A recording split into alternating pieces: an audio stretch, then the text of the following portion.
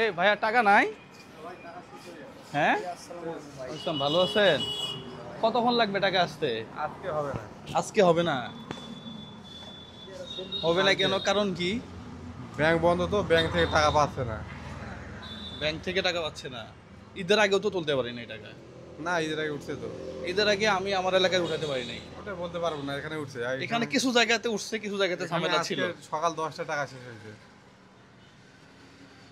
টাকা দিবেন না? এখন যে টাকা দরকার ইমার্জেন্সি। নহলে করা কি, টাকা শেষ হলে টাকা আসবে তারপর। আজকে আর হবে না? তাহলে গাড়ির তেল উঠাবো কেমনে? এই যে পাশে ইসলামী ব্যাংক, হ্যাঁ, এখানে ওরা বললো যে আধা ঘন্টার মধ্যে নিয়ে আসবে। হ্যাঁ দেখেন বন্ধ, দেখেন ইসলামী ব্যাংকের বোর্ডটা বন্ধ, দেখেন। আমরা তো এখন ব্যাংকের উপর নির্ভরশীল। এখন তো কেউ আর ওই যে লিকুইড মানি রাখে না। হ্যাঁ, একটু দেরি হবে, আমি তো চলে যাব।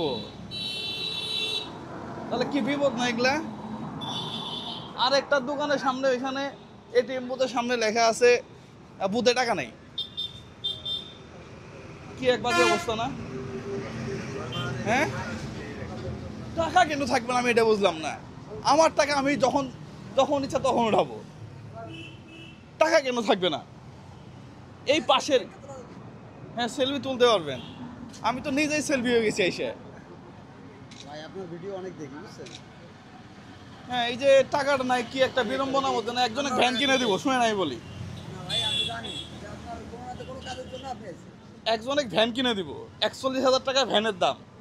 তো এই এই দিনাজপুরে তো আমার পরিচিত কেউ নাই। না 3,000 টাকা দিছি, দিয়ে বলছি যে আপনি ভ্যান রেডি করেন, আমি এসে বাকি টাকা দিতেছি। আমার হয় দাস বাংলাতে তুলতাম, না ইসলামীতে তুলতাম। ইসলামীতে বুথ বন্ধ, দেখতেই তো আছেন, তালা লাগানো।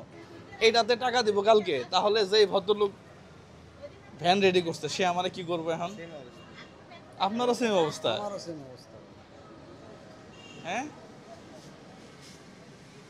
এই জেলা শহরগুলোতে সমস্যা হচ্ছে একটা বুথ থেকে যে আরেকটা বুথে যাবো এরকম তো সুযোগ নাই। না হয় এখানে, না হয় বসে থাকো। হ্যাঁ, টাকা হিসেবে দেখেন কত মানুষ আসতেছে চলে যাইতেছে। হ্যাঁ, এইটা আমার কাছে একটা বিড়ম্বনা মনে হয়। কেউ যদি নেগেটিভলি নেন তাহলে সরি, মাফ করবেন। হ্যাঁ, আমি টাকা উঠাইতে আসবো, টাকা থাকবে না, এটা তো হইতে পারে না। হ্যাঁ, সামনে আরেকটা বুথ আছে, একটু দেখি টাকা আছে কিনা। মামা একটু পুশ করেন তো। বন্ধুরা দেখেন, দুইটা ব্যাংক ঘুরে, মানে দুইটা বুথ ঘুরে 3য় নাম্বার বুথে আসছি, এখানেও টাকা নাই। দেখেন বুথে টাকা নাই, বুথে টাকা নাই লিখে Pubali bank, Pubali bank PLC, বুথে টাকা নাই লিখে চলে গেল। হ্যাঁ, টাকা তো মানুষের ঈদে লাগে, ঈদের পরে লাগে, এই তো। আর কখন লাগে? মানুষ তো সারা বছর ইনকাম করে ঈদে একটু খরচ করার জন্য। এবং আশেপাশে আমি যাদের কাছ থেকে শুনলাম, তারা বলল যে বেশিরভাগ বুথেই টাকা নেই। দিনাজপুর ফুলবাড়িতে এই অবস্থা। আমি জানি না, আমার টাকা আমি তুলবো, হ্যাঁ, বুথে টাকা নাই, ব্যাংকে টাকা নাই।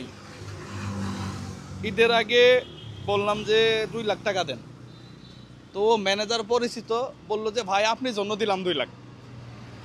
আমি জন্য কেন দেবেন আপনি? এটা তো যার টাকা সে উঠাবে।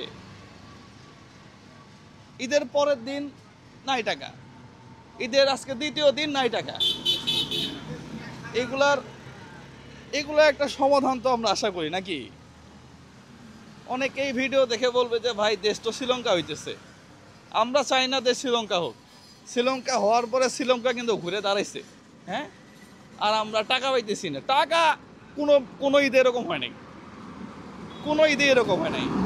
এই ঈদে কেন এরকম হলো? ব্যাংকগুলোর অবস্থা তো এখন নাকি ব্যাংকগুলো ঘুরে দাঁড়াইতেছে, ব্যাংকগুলোর অবস্থা নাকি ভালো। তো ভালো হইলে তো অ্যাভেলেবেল থাকা উচিত। পাশাপাশি ঈদের আগেই তো চিন্তা করা উচিত ছিল যে কি পরিমাণ টাকা এখানে রাখা উচিত। হ্যাঁ, তো যাই হোক, এগুলো একটু খেয়াল রাখবেন আপনারা। সবাই ভালো থাকবেন, সুস্থ থাকবেন।